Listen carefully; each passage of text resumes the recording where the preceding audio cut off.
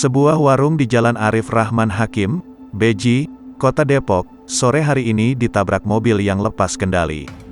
Pengendara mobil bercat putih itu diduga salah menginjak pedal rem. Saat ditabrak mobil itu, di dalam warung ada pemilik dan anaknya yang masih belia. Beruntung, baik pemilik warung maupun anaknya hanya mengalami luka ringan. Keduanya langsung mendapatkan pengobatan dibantu oleh warga sekitar. Akan tetapi, sejumlah orang di sekitar warung turut mengalami luka akibat peristiwa ini.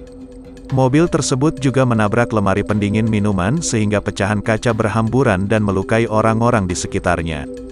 Sekira pukul 16.30 waktu Indonesia Barat, pengendara mobil serta korban telah dibawa ke rumah warga sekitar. Mereka disebut hendak menyelesaikan persoalan ini secara kekeluargaan.